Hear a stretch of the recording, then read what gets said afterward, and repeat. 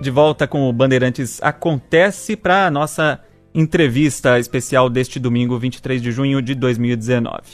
A jornalista Ariane Abdala já trabalhou como repórter nas editoras Trip e Globo, escrevendo sempre sobre comportamento, negócios, economia. Em 2016, fundou a empresa de comunicação e conteúdo Ateliê de Conteúdo e nos últimos anos mergulhou num desafio, contar a história da cervejaria brasileira que se tornou a maior do mundo.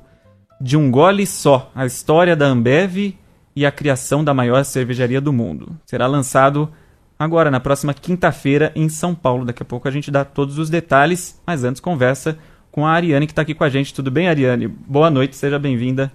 Boa noite, Leandro. Boa noite para todos que nos escutam. Tudo certo? Tudo ótimo, um prazer imenso estar aqui para conversar com vocês. Lançamento agora quinta-feira. O livro já está à venda, não?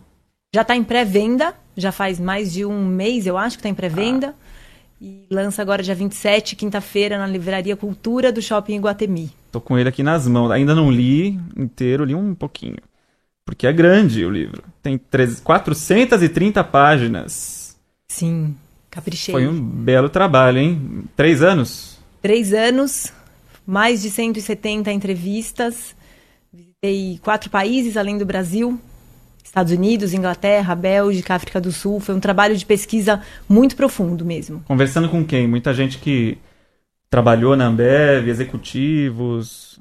Eu comecei conversando com muita gente que trabalhou na Ambev, que já não estava mais. Eu passei o primeiro ano só falando com pessoas que não estavam mais na empresa, porque a minha estratégia foi acumular o máximo de material possível antes de abordá-los para ver se eles me dariam entrevistas oficiais. Então, como é um livro independente, eu falei com consultores, falei com advogados, falei com analistas financeiros, pessoas que conheciam a empresa ou que tinham trabalhado nela.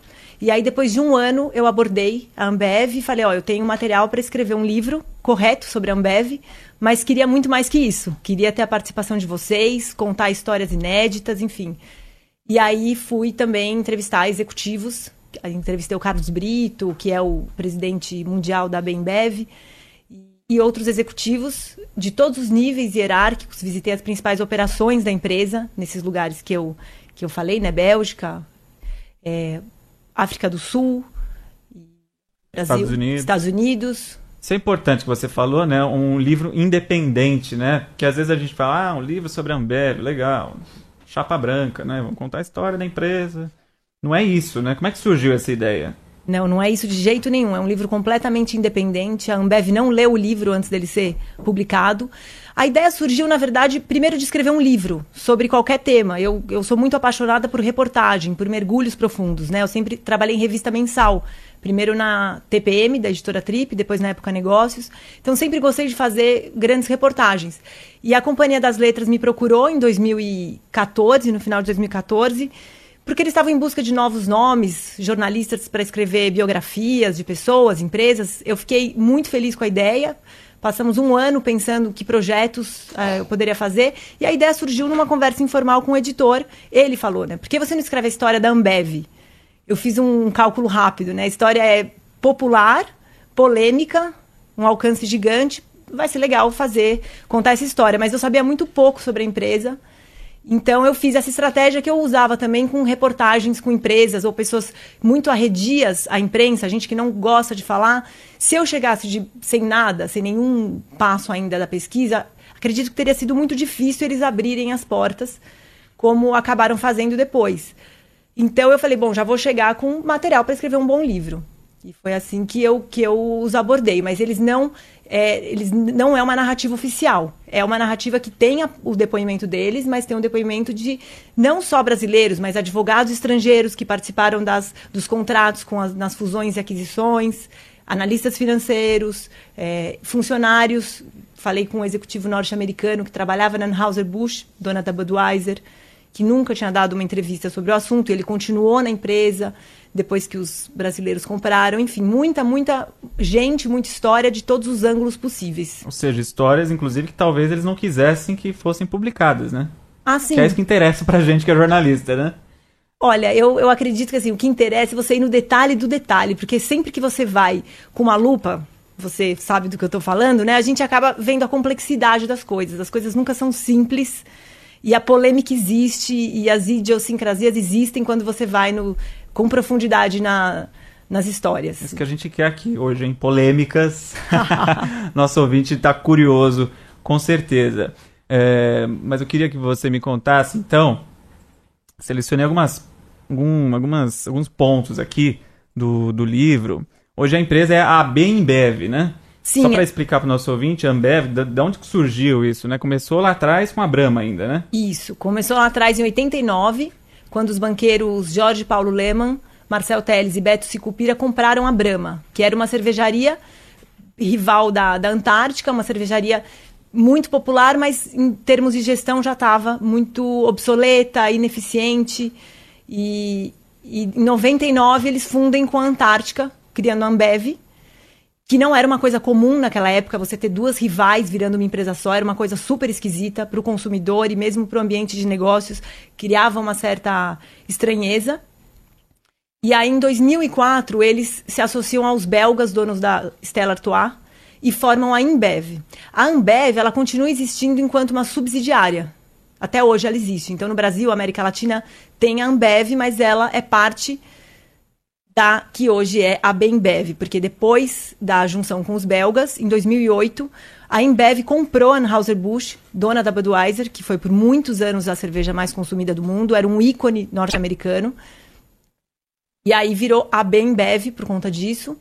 E hoje é a Bembev SABMiller, porque em 2016 eles fizeram a aquisição da sul-africana SABMiller e hoje é a maior cervejaria do mundo, presente em todos os continentes. A Bembev SABMiller. Daqui a pouco não dá nem para dizer mais o nome da empresa. Dá para dizer que é brasileira hoje a empresa? Quem que faz parte hoje da empresa? É brasileiro-belga. Assim, os donos principais são brasileiros e belgas. São 6 famílias. E se a gente falar no tamanho dela, dá para comparar, falando num ranking assim, em tamanho de empresa ou tamanho de cervejaria no Brasil e no mundo, onde ela estaria? Ela é a maior cervejaria do mundo. Não, eu acho que não, hoje eu não sei te dizer se as marcas são as mais consumidas do mundo, mas em termos de negócio, de volume de vendas, é a maior cervejaria do mundo. Tem 30% do mercado mundial de cerveja. Em termos de empresa no geral? Eu não sei te dizer onde ela está no ranking. É uma das maiores empresas do mundo, certamente. Estava, acho que, centésima na última vez que eu vi, entre centésima e 100, 200. O que aumenta ainda mais os desafios da própria empresa, né? Ser gigante. Eu fico imaginando, comparo com o Império, né? O Império Romano, que quanto maior, ele pode sofrer mais riscos, né? Vamos dizer assim. E a Ambev também, né? Para onde crescer e que riscos que isso traz para ela. Isso, exatamente, você tocou, é um grande desafio, é um ponto muito importante esse que você tocou, inclusive eu abordo isso no último capítulo, que é quando eu falo do atual momento e dos desafios futuros. Porque, exatamente pelo que você falou, assim, quem adquirir é uma pergunta, porque eles cresceram até hoje na base da aquisição e da fusão, e as opções não são mais óbvias, né? Ninguém sabe assim, quem eles comprariam. Não tem mais uma resposta clara para isso. E se eles poderiam, porque já tem um tamanho muito grande. E tem todos os desafios de você ter virado uma empresa gigante, que justamente quando eles compraram as empresas, eram empresas obsoletas, eram empresas ineficientes lá no começo. O risco de eles se tornarem isso nesse mundo contemporâneo existe. Assim, já tem muitos desafios, muita gente para gerir, perde o ritmo. Sempre uma das características principais da gestão era a agilidade de tomada de decisão. E hoje isso se perdeu um pouco, de fato. Então, é um desafio atual da empresa. E o que você sentiu, né, ouvindo dos executivos? Eles falam que talvez esse modelo que a Ambev criou talvez não seja mais o ideal, vamos dizer assim, no mundo de hoje, ou não? Ainda vale a pena, lógico que o lucro é bilionário, né, da empresa. Mas isso é repensado? O formato da empresa talvez tenha que ser repensado? Isso está sendo repensado, eles assumem isso. Inclusive, no ano passado, o Jorge Paulo Lemann deu uma declaração que foi muito replicada, que foi: eu sou um dinossauro apavorado, né? Ele falou isso justamente por conta das mudanças de mercado, dos novos desafios. O mundo inteiro, existe no mundo inteiro uma queda no consumo de cerveja. As microcervejarias são um grande desafio. Tem próximo de 10% no mercado dos Estados Unidos, entre 10% e 20%, esse número é incerto. No Brasil está em torno de 1%, mas eles demoraram para reagir a isso. Então, nos Estados Unidos, quando eles reagiram, já era um pouco tarde, eles já tinham um desafio muito maior. E o que eles estão fazendo eles sabem que eles têm um desafio, eles estão correndo atrás de desenvolver novos modelos. Então, por exemplo, eles têm a ZX, que é um braço da empresa hoje, que cuida das cervejarias artesanais, que eles já têm uma série delas nos Estados Unidos, no Brasil e em outros países. E ali o modelo não pode ser exatamente o mesmo, que é padronização, grande escala, porque se eles tratam as microcervejarias exatamente do mesmo jeito, o que sempre foi a força deles, sistematizar, padronizar, simplificar processos, eles perdem a heterogeneidade, né, a peculiaridade de cada cerveja artesanal. Já tem uma polêmica, já tem um desafio dos consumidores aceitarem que uma cervejaria artesanal seja de um grande grupo. Então, já existe uma resistência a isso. Se eles tratarem a produção da cerveja da mesma forma, acabou. Então, eles sabem disso e estão tendo que aprender a fazer o que eles sempre fizeram o oposto. Então, eles estão tendo que tratar cada cervejaria de um jeito, criar processos internos que permitam que os microcervejeiros que continuam na gestão dos seus negócios, mesmo com o investimento da Bembev, comprem seus ingredientes nos lugares que eles querem comprar, façam as coisas, possam absorver o aprendizado de gestão, a tecnologia, tudo isso que a Bembev tem melhor do que ninguém no mundo, né, em termos de tendências mesmo, do que há de mais moderno, mas sem perder a identidade, sem perder as receitas, sem perder a agilidade. Então, eles têm esse grande desafio. Eu estou falando das cervejarias artesanais, mas eles estão também desenvolvendo outros produtos que não só cerveja, ou cerveja sem álcool, também estão investindo mais nisso. Na África, por exemplo, eles estão fazendo um trabalho de desenvolver produtos que sejam mais nutritivos para a população, para ajudar a combater a fome. Então, eles estão tendo que se reinventar. As microcervejarias chegam a ser uma ameaça mesmo? A empresa, nos Estados Unidos, você disse que o consumo é maior, né? A fatia de mercado é maior. Mas chega a ser uma ameaça, que a gente olhando de fora assim, não, a empresa já é uma gigantesca, não faz nem cosquinha, né? Por que essa preocupação? Olha, os executivos dizem que não é uma ameaça, principalmente no Brasil, que não faz nem cócegas mesmo, então igual você está dizendo. Sim, mas existe uma preocupação principalmente no longo prazo. Porque isso mudou a cabeça do consumidor. Eles viram o que aconteceu nos Estados Unidos, que sim, já tem uma relevância, e é um mercado mais difícil mesmo. Os Estados Unidos também não é só isso que dificulta, mas isso dificulta também. Como eu te falei, a queda do consumo de cerveja no mundo. Então, é uma conjunção de coisas. Hoje, no Brasil, as microcervejarias não representam uma ameaça à receita, né, ao volume, até porque a população brasileira que faz mais volume consome a cerveja Skol, Brahma, essa cerveja mais popular. Mas existe, eles estão olhando para isso, porque no longo prazo, olhando o que está acontecendo nos países mais desenvolvidos, isso, de fato, pode se tornar uma ameaça, juntando com as outras ameaças que estão por aí. Muito bem. Quem está falando com a gente aqui na Rádio Bandeirantes pode tomar um gole d'água. Não tem cerveja hoje. Podia ter trazido, hein, Lu? Ah, não bebe? Nem sem álcool? Não? Caramba, hein? É a Ariane Abdala, jornalista, que está lançando o livro De um Gole Só, sobre a história da cervejaria Ambev. Você colocou Ambev no título, né? Apesar de não ser o nome atual. Mas é a história da Ambev no Brasil e a criação da maior cervejaria do mundo, da qual a Ambev é parte. Eu coloquei Ambev porque a Ambev é mais popular no Brasil, né? Eu queria que as pessoas entendessem. Você colocar como é que é? Ambev? A Bembev Sabmiller. Não é muito palatável, né? Não. Bem menos do que as cervejas, inclusive. E você pode participar da nossa entrevista. Se quiser fazer uma pergunta aí sobre cerveja, apesar da Ariane não beber, agora ela já entende tudo de cerveja. O Paulo Capão aqui já está mandando mensagem. Daqui a pouco eu leio aqui os seus apontamentos. Mas o lançamento do livro vai ser? Dia 27, quinta-feira, a partir das 7 da noite, na Livraria Cultura do Shopping Iguatemi, em São Paulo. Ah, do Shopping Iguatemi. Estão todos convidadíssimos. Avenida Brigadeiro Faria Lima, correto? Correto. Shopping Iguatemi, Livraria Cultura, então, quinta-feira, às 7 da noite. Então, vamos lá para o começo da empresa. Foi em 89, né, a compra da Brahma pelos investidores Jorge Paulo Lemann, Marcel Teles e o Carlos Alberto Sicupira. Você conseguiu falar com um dos três? Não, eles Nenhum não dos falam, três. nenhum dos três. Mas falei com o Carlos Brito, que é o que vem depois dos três. Como é que foi não falar com eles, né? No que isso interferiu no seu trabalho? Você já imaginava? Imaginava, porque eles não falam mesmo, eles nunca dão entrevistas. E eu consegui reconstituir a história. Eu acredito que perdeu muito pouco. É claro que eu gostaria muito de ter falado com eles, mas muito mais para lembrar, para entender as origens, para fazer poder fazer uma reflexão de para onde a coisa foi, qual era a expectativa na cabeça deles.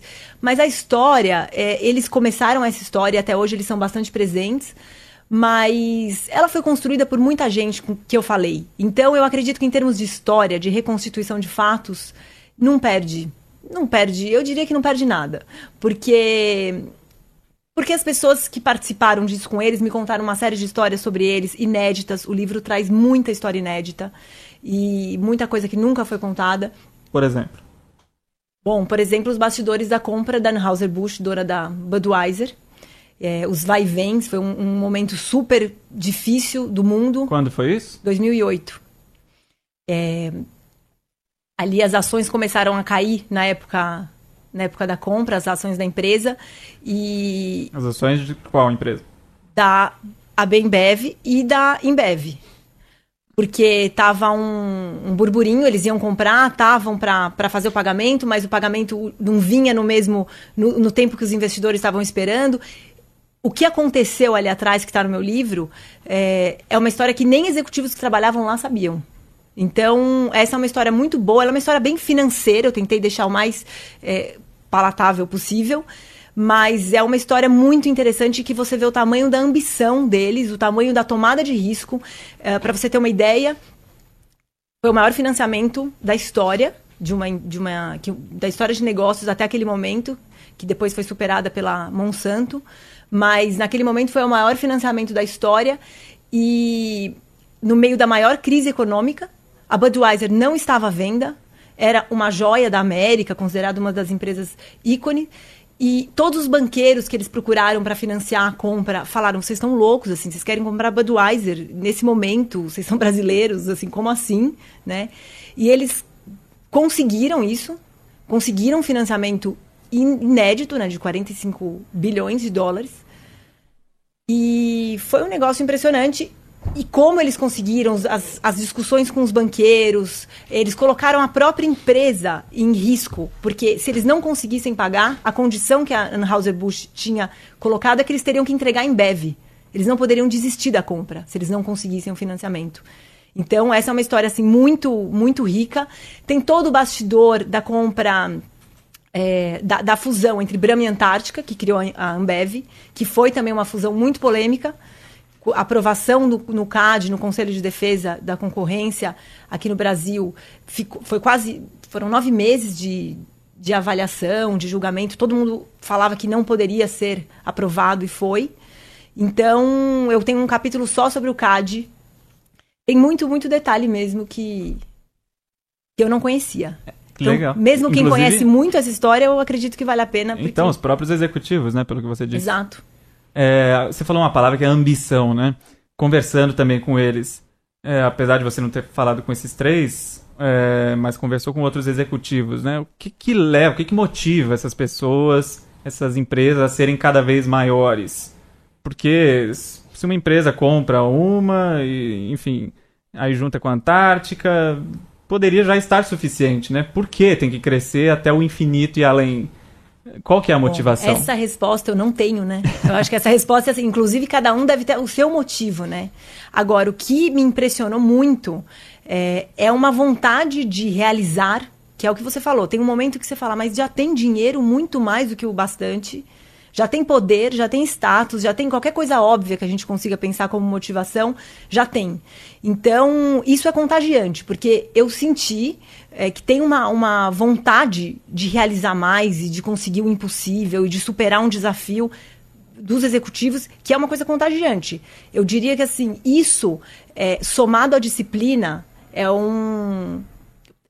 Eles têm, por um lado, uma disciplina muito rigorosa, planejamento, planilhas, né? Um sistema muito numérico, tudo muito calcado na realidade, e, ao mesmo tempo, tem uma loucura, uma paixão, uma entrega, uma obsessão em fazer o impossível. Essa junção das duas coisas, inclusive, eu acredito que torna eles diferentes de outras empresas. Eles chegaram muito mais longe do que qualquer empresa brasileira nesse sentido. Mas o que pode ter feito isso? Eu tô te dizendo, essa vontade de fazer mais e fazer mais e fazer mais. Por que fazem mais? Não sei. Mas fazer mais, muitos empresários também querem. Enfim, acho que não é só vontade, né? Mas quantos estão dispostos a tomar risco, a colocar a sua empresa se eu não conseguir pagar a compra, eu dou a minha empresa no lugar. Ou convencer belgas, donos da Stella Artois, que estão lá na nobreza belga, dominando o mercado de cerveja europeu e outros, a virarem sócios deles e a entregarem quase metade da empresa e ainda se deixar gerir pelo modelo deles. Então, assim, são tem uma consistência de coisas muito improváveis se acontecer. Claro que tem pelo caminho uma série de coisas que não se concretizam também. A gente sabe dos sucessos. Mas essa gana constante é uma coisa que chama a atenção. A disponibilidade para o risco também, né? Que você está falando. Exatamente. Parece ser um diferencial. Agora, falando desses 3 investidores iniciais aí, não adianta só comprar uma empresa, ter vontade e arriscar. Tem também uma gestão diferenciada, né? O que você notou aí? O que você aprendeu, né, com eles? Nossa, tanta coisa. E é exatamente isso. Por isso que eu te falo que o que faz a diferença, eu acredito que o que trouxe eles até onde eles chegaram é justamente essa gestão, né? Então, por isso que eu falo que falar com os 3, claro, seria maravilhoso falar com os 3, mas quem construiu essa história, eu conversei com muita gente que construiu esse modelo de gestão, que é um modelo de gestão e uma cultura corporativa copiados no mundo inteiro, né? Muito criticado também, mas muito copiado. Bom, basicamente, essa história deles copiarem o que eles sempre copiaram, modelos que funcionaram, até em outros setores. Eles têm isso muito, eles pregam muito isso. Copia o que deu certo, não reinventa a roda. O que eu descobri que fez muito a diferença na Ambev, na Bembev, é que eles não só copiam o que deu certo, põem lá e esperam os resultados aparecerem naturalmente. Eles copiam e ficam o tempo inteiro fazendo ajustes, ousando adaptar aquilo para a realidade deles. Como é que eu faço um ajuste aqui? Isso exige uma responsabilidade, uma ousadia. Você tem algum exemplo concreto, assim, que você lembra de alguma ocasião? Olha, Leandro, eu não vou conseguir te falar isso... De cabeça. Porque é mais sobre processos. Então, assim, desde pegar os processos usados na Toyota, né, são processos muito técnicos. Tem um capítulo inteiro sobre gestão, que eles adaptam sistemas consagrados, mas assim, tem um exemplo bom que é a pesquisa Tomás, que inclusive as coisas têm o nome das pessoas, né? Hoje não chama mais pesquisa Tomás, mas essa é uma característica. Como eles tomam muito risco, inclusive internamente, você cria uma coisa, aquilo tem o seu nome, você está se responsabilizando. Então eles usavam o Nielsen, né? Todo mundo usa no mercado Nielsen para medir o consumo de cerveja. A participação de mercado das empresas, né? E um dia esse Tomás falou, não, isso não está representando a realidade. Eu acho que tem um jeito melhor da gente fazer isso, que é fazer um questionário que os nossos vendedores que vão nos pontos de venda, nos bares, respondam e a gente vai ter bar a bar qual é o consumo. Então eles criaram um sistema interno de pesquisa, copiando provavelmente perguntas que tinham no Nielsen e outros, copiando as perguntas que existem no mercado, mas adaptando aquilo para a realidade deles. Dava muito mais trabalho, é uma coisa insana, e tinha o trabalho de analisar esses dados, mas eles preferiram fazer isso e até hoje eles usam esse modelo de pesquisa. Muito bem, a gente está conversando aqui no Bandeirantes Acontece com a jornalista Ariane Abdala, autora do livro De um Gole Só. Seu primeiro livro? Autoral, sim. É? Eu fiz alguns como ghostwriter. Sim, ghostwriter, escritora fantasma. Mas não é sobre livro de terror, né? Não, Tem gente que não sabe. É ghostwriter. Você escreve, mas não deixa seu nome lá, né? Exatamente. Basicamente é isso. Isso. Pode falar. Geralmente as pessoas contratam pessoas que não são da área de escrita, né? Mas tem uma boa história para contar ou querem contar a história da sua empresa, contratam um jornalista, ou uma empresa, no nosso caso, para escrever a sua história. E ela que assina, o autor que assina, o dono da história que assina. Daqui a pouco eu vou ler umas mensagens de ouvintes aqui, tem coisa que com certeza você não vai saber responder, mas eu vou ler mesmo assim, pela curiosidade. O Demétrio, por exemplo, lembrou muito bem da fábrica da Brahma no bairro do Paraíso e as fábricas da Antártica na Avenida Presidente Wilson, na Moca. O meu sonho era trabalhar numa dessas empresas como datilógrafo ou auxiliar de escritório. Bons tempos. E esse sonho permanece, né? De estudantes que querem trabalhar nessa empresa, né? Sim, permanecem. Principalmente aqui no Brasil. Existe algumas pessoas no mercado falam, investidores, me falaram, analistas, que hoje a procura é menor, né? Com essa história do jovem buscar o propósito no trabalho, esse modelo dele está tendo que se reinventar justamente por causa disso também. Também por isso, né? Também não tinha por pensado isso. nisso. Mas, assim, ainda tem muita gente, é uma das empresas que os jovens mais desejam trabalhar, e eles também hoje oferecem muito mais. Eles têm um discurso, eu conversei com trainees na Bélgica, trainees de vários lugares do mundo, que falam muito do propósito, de trabalhar lá, do que eles estão transformando o mundo. Então, mesmo a empresa sendo uma indústria de cerveja, com processos e tal, uma coisa tão... que parece tanto do mundo antigo e não do nosso mundo novo de startups, eles também têm um posicionamento com os jovens de transformar o sonho do trabalho com uma coisa parecida com startups mesmo. Então, mas no Brasil ainda tem bastante gente interessada. E Lembro que na minha época de faculdade, enfim, pessoas da minha idade queriam trabalhar na Petrobras, né? Acho que hoje em dia... acho que hoje está um pouco complicado. 9h14, daqui a pouco a gente vai continuar conversando com a Ariane Abdallah. Você pode mandar a sua mensagem aqui pra gente pelo WhatsApp, que é o 11 99904 8756. Newton de Aricanduva, estamos aqui, hein? Tá perguntando, tem alguém aí? Estamos online? Tá, tô aqui, pode mandar sua mensagem. Tem gente já perguntando, onde consigo comprar o livro? Então vamos repetir? Dá para comprar já pela internet, né? Dá para comprar pela internet. Livraria Cultura, Amazon, Saraiva. Dá para comprar em pré-venda. Quem está perguntando é o Carlos Craque de Marechal Cândido Rondon, no Paraná. Dando parabéns pela entrevista. Muito bacana conhecer essa grande aventura de sucesso realizada por brasileiros. Legal. Isso que é legal também, né? Ser realizado por brasileiros. Aliás... O fato de serem brasileiros com essa ambição, chegando até as empresas estrangeiras, americanas, ou a da África do Sul também, né? Isso causa estranhamento só por serem brasileiros ou não? Causa, e é muito gostoso escrever essa história dessa perspectiva. Eu gostava muito, quando eu estava nos Estados Unidos, de falar para as pessoas, né? As pessoas perguntavam, por que você está aqui? Eu vim vim fazer entrevistas para o meu livro sobre os brasileiros que compraram a Budweiser. Eu tenho muito orgulho porque é isso, né? Eles chegaram muito longe sendo brasileiros, com muitas barreiras maiores do que se eles fossem de um país de primeiro mundo. Você falou que teve que viajar bastante para fazer entrevistas, né? O que aconteceu lá em Londres, hein? Desculpa. Agora sim.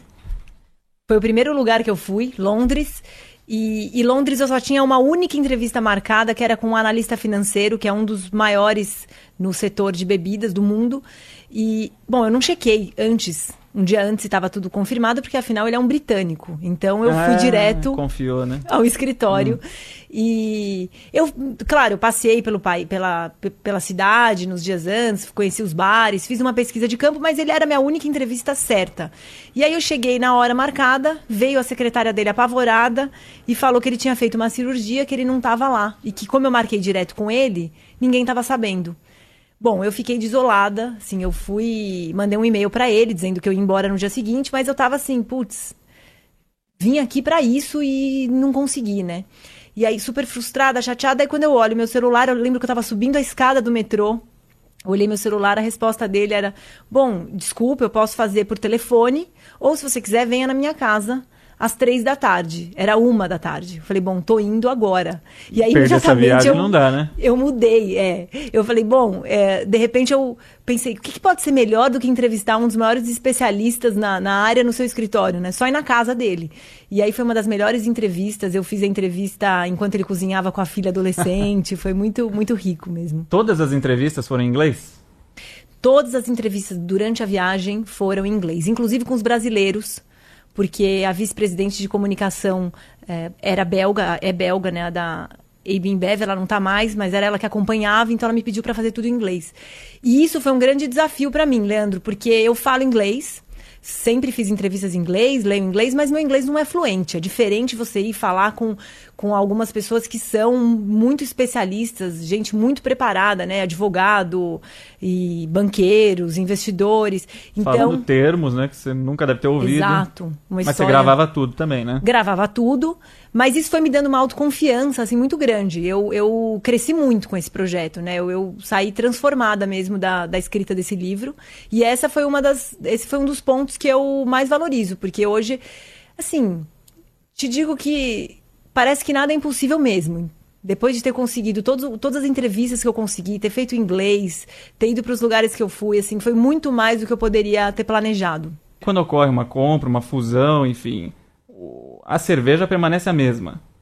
Sim, eu perguntei muito isso. Lá nos Estados Unidos eu perguntava para todo mundo que eu cruzava, motoristas de Uber e pessoas quaisquer que não tinham nada a ver com o negócio. Eu perguntava, o gosto da cerveja mudou? O gosto da Budweiser mudou nos últimos anos?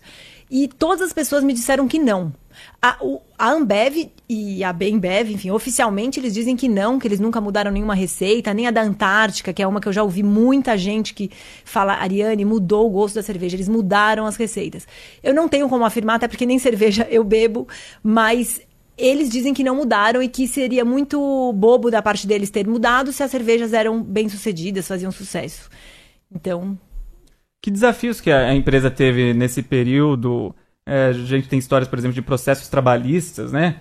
Tem uma, inclusive, de um funcionário que foi indenizado, não sei se ele foi indenizado mesmo, por ter pagado flexão ali na frente dos colegas. Como é que foi essa história? Tem muitas histórias, eu não vou saber exatamente essa, apesar de que eu lembro dessa, eu não sei o desfecho, mas a gente estudou, porque nesse caso eu contei com muita pesquisa, né? Tinha gente me ajudando com a pesquisa, o levantamento de todos esses processos trabalhistas. Foi principalmente no começo dos anos 2000, quando, com a criação da Ambev, o grosso foi ali dos processos. E foi uma coisa muito nociva mesmo para a empresa e, de fato, aconteciam essas coisas. Tinham, às vezes, brincadeiras de muito mau gosto, dançar na boquinha da garrafa. Tinham coisas que aconteciam principalmente nas salas de venda, que é da onde saem os vendedores para distribuir a cerveja. E isso acontecia muito. Depois a empresa, depois de tanto processo trabalhista e tanta gente reclamando, a empresa fez muitas coisas para mudar isso. E aí tem uma redução mesmo no número de processos nos anos seguintes. Mas foi uma coisa muito chata e que ficou marcada até hoje. Porque até hoje as pessoas têm uma imagem muito negativa da Ambev no Brasil. E pelo que eu apurei, boa parte vem desse período. Mesmo que eles tenham mudado atitudes. Por exemplo, eu fui no centro de distribuição aqui em São Paulo, na Moca, e lá eu vi cartazes, eu até pus uma foto dessa no livro, um cartaz falando não é brincadeira, agora eu não falando lembro... do assédio, né? Falando do assédio, exatamente. Então, assim, existe uma tentativa não, um combate oficial a esse assédio. É claro, eu não tô lá todos os dias, eu não sei exatamente como é, mas eu apurei muito isso, com gente que trabalhou lá nos anos recentes, não só com os entrevistados que trabalham lá até hoje.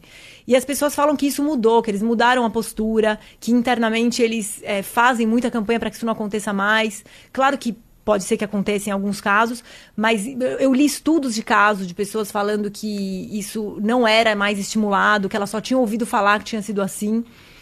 Mas, de fato, foi uma coisa que aconteceu durante um período e manchou... Mas teve um período em que isso ocorreu com mais frequência? Chegou a manchar a imagem da empresa fora, inclusive, para quem estava olhando de fora? Você diz fora do... Fora da empresa, as pessoas sabiam disso? Sim, no centro empresarial, assim, no meio empresarial, você ouve falar muito disso, assim, que às vezes a pessoa não sabe o caso da flexão, não sabe isso, mas fala que são muito agressivos, que as pessoas têm que fazer coisas, tem brincadeiras sem graça. Então, ficou essa imagem muito negativa de uma agressividade que passa do... Que tem pressão, né, para conseguir metas. Sim, isso ainda tem, né? Mas a apologia a brincadeiras, a coisas que hoje a gente tem a noção que são muito graves, né? Assédio moral, humilhação. Agora, é importante colocar em contexto também, porque tem, do mesmo jeito que todas essas investigações da Lava Jato estão fazendo a gente perceber que muita coisa que alguns empresários consideravam normais são crimes. Acho que também tem um pouco isso. Era um tempo em que muitas empresas tinham condutas que hoje seriam questionáveis. Essa empresa cresceu muito, virou vidraça, né? Eu não estou aqui defendendo de jeito nenhum isso, mas eu, assim, hoje seria inadmissível. Naquele tempo continuava sendo inadmissível, mas não tinha a fiscalização que tem hoje, não tinha noção. Questionamento que tem hoje. Aliás, assédio contra mulheres, mais ainda, né? Hoje, ainda bem que isso é falado e é combatido. Ainda bem. Teve uma história também, como eu disse, eu li o comecinho aqui, o prólogo, e aí teve uma história, eu gosto de histórias curiosas e engraçadas. Uma reunião na TV Globo, no comecinho da empresa, né? Conta pra gente. Sim, no comecinho, logo que eles compraram a Brahma, o Marcel Telles, que foi o primeiro presidente, né, e um dos 3 banqueiros, ele foi com o Magin, que era o braço direito dele, o diretor de marketing na época, aceitou um almoço com o então presidente da Rede Globo e foi o publicitário responsável pela conta.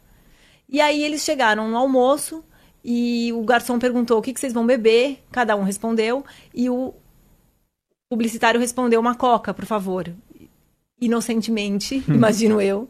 E aí o Marcel, me relataram, né, que assim, muito educadamente falou para ele: o senhor acaba de perder a conta da Brahma, porque tinha uma rivalidade muito grande, né, entre a Coca, que era distribuída pela Kaiser, e a Brahma. Então ali ele já deu recado. Acabou mesmo. Acabou. Não era brincadeira. Não.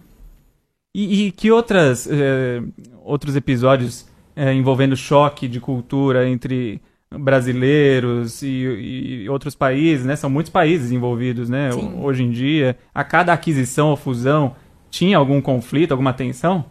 Sim. O mais emblemático foi com os belgas, né? Porque na Europa eles têm um estilo de trabalho muito diferente dessa agressividade. Nos Estados Unidos é mais parecido, né? O capitalismo, as pessoas têm essa gana competitiva mais parecida com o estilo da Ambev. Mas na Bélgica, eles tinham uma coisa de trabalhar só no horário de trabalho, e não adiantava você ficar dando muito incentivo financeiro, você vai ganhar muito dinheiro se você fizer mais. Para eles isso não era uma... eles não estavam atrás disso. E eles estavam muito acostumados a eles gerirem o negócio. A Interbrew, que foi o que juntou com a Ambev, formando a Ambev, era uma empresa que comprava muitas outras empresas. Então, ela estava acostumada a dar as cartas. E, de repente, chegaram os brasileiros, não teve nenhum aviso oficial: olha, agora vai ser modelo Ambev de gestão. Eu entendi, eu acredito que isso foi combinado entre os acionistas, mas não foi uma coisa clara.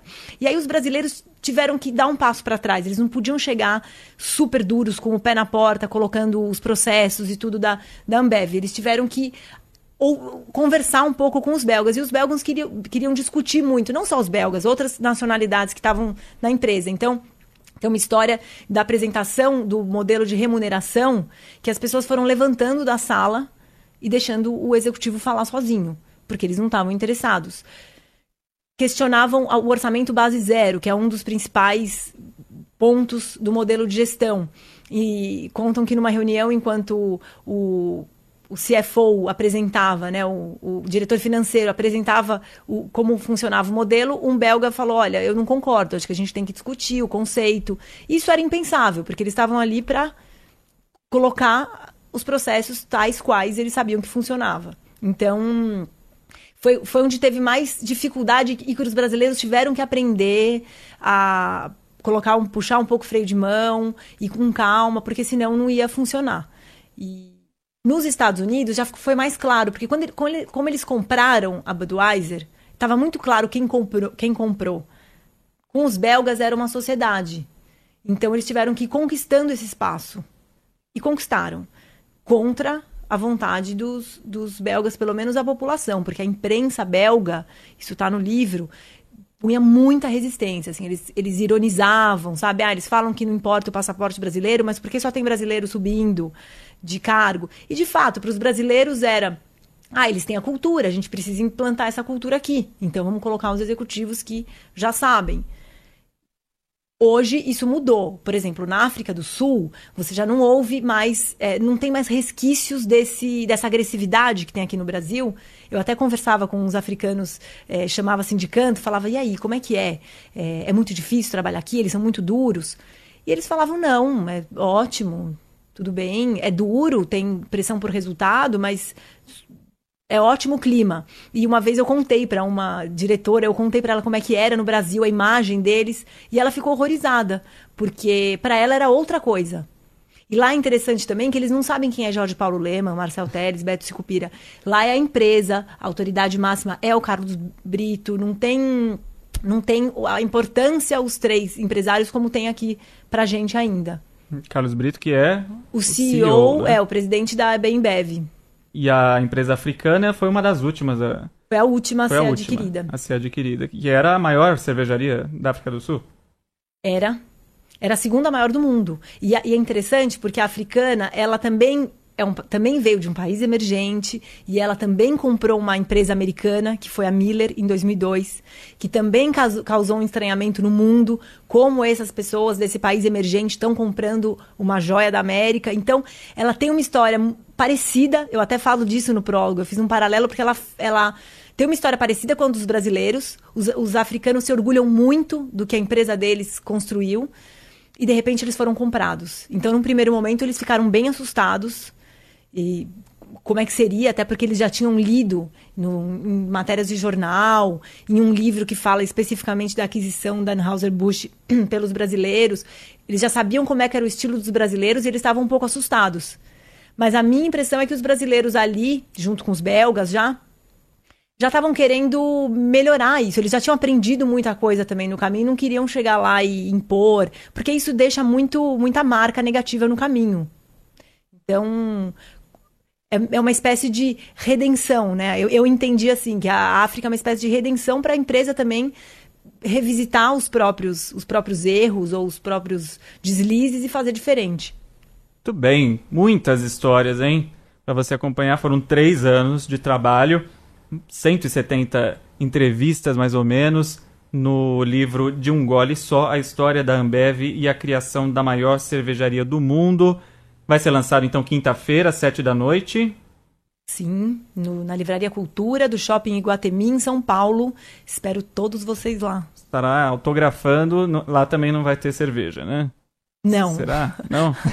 Não. Porque teve ouvinte que perguntou, vai ter voucher de cerveja? Teve outra aqui, ó. Nesse livro fala porque sempre que tomamos cerveja lembramos da ex? O Giovanni do Campo Limpo. Obrigado a todos pela audiência. Ariane, obrigado, viu, pela participação. Parabéns pelo trabalho. Vou ler, com certeza. Tem muitas histórias aqui, inéditas, inclusive, né? Sim, muitas. Muito bem. Obrigado, viu, pela participação. Agradeço. Parabéns pelo trabalho. E bom lançamento. Obrigada, espero você lá. Valeu.